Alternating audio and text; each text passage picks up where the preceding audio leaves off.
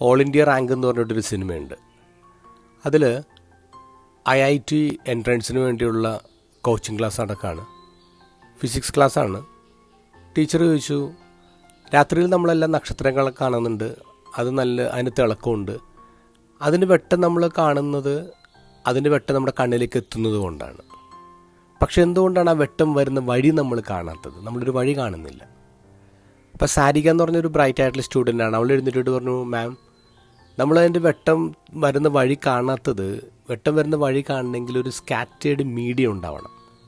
സ്പേസിൽ വാക്കുവാണ്, അതുകൊണ്ട് നമ്മൾ വെട്ടം വരുന്ന വഴി കാണാൻ പറ്റുന്നില്ല. അപ്പോൾ ടീച്ചർ വെച്ച് നിനക്കത് പ്രൂവ് ചെയ്യാൻ പറ്റുമോ? അവൾ പറഞ്ഞു പറ്റും. അവൾ ടീച്ചറിൻ്റെ അടുത്തേക്ക് ചെല്ലുന്നു. അപ്പോൾ ക്ലാസ് മുറിയിൽ ഇങ്ങനെ വെട്ടം വരുന്നുണ്ട്, അവൻ്റെ വഴി കാണുന്നില്ല. അവൾ പറഞ്ഞു, ഇവിടെ വെട്ടമുണ്ട്, പക്ഷെ അത് വരുന്ന വഴി നമ്മൾ കാണുന്നില്ല. അവൾ ഡസ്റ്റർ എടുത്തിട്ട് ഇങ്ങനെ തട്ടുമ്പോൾ അതിൻ്റെ പൊടി ഇങ്ങനെ ആ വെട്ടത്തിലേക്ക് കയറി വന്ന് ആ വെട്ടം വരുന്ന വഴി കൃത്യമായിട്ട് ഇങ്ങനെ കാണാൻ പറ്റുന്നുണ്ട്. അവൾ പറഞ്ഞു, ഈ ഡസ്റ്റ് ഇവിടെ സ്കാറ്ററിങ് മീഡിയമാണ്, അതുകൊണ്ട് നമുക്ക് വെട്ടം വരുന്ന വഴി കാണാൻ പറ്റും. ഇത് ഗോസ്പൽ ഈശോ പറയുന്നുണ്ട്, ഞാൻ വെട്ടമായിട്ട് ഈ ലോകത്തിലേക്ക് വന്നത്, കാരണം ഈ ലോകത്ത് ആരും ഇരുട്ടത്തിരിക്കാൻ പാടില്ല.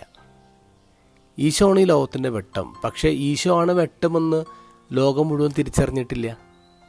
കാരണം എന്താ? ഈശോയുടെ വെട്ടം വരുന്ന വഴി കാണാത്തത് കൊണ്ടാണ്. അപ്പോൾ ഈശോയുടെ വെട്ടം വരുന്ന വഴി കാണണമെങ്കിൽ ഒരു സ്കാറ്റേഡ് മീഡിയം ഉണ്ടാവണം. ഈ സ്കാറ്റേഡ് മീഡിയം എന്ന് പറയുന്നത് നമ്മൾ ഓരോരുത്തരാണ്. ഈശോയുടെ വെട്ടം നമ്മളാവുന്ന പൊടിയിൽ തട്ടിയിട്ട് ആ വഴി കാണാൻ പറ്റണം. അപ്പോൾ ഈ ലോകം ഈശോയെ തിരിച്ചറിയണമെങ്കിൽ നമ്മൾ ഈശോയുടെ വെട്ടത്തിൻ്റെ വഴി കാണിക്കുന്ന പൊടിയാവണം, അല്ലെങ്കിൽ സ്കാറ്റേഡ് മീഡിയം ആവണം. അതാകാൻ പറ്റുന്നുണ്ടോ നമുക്ക്?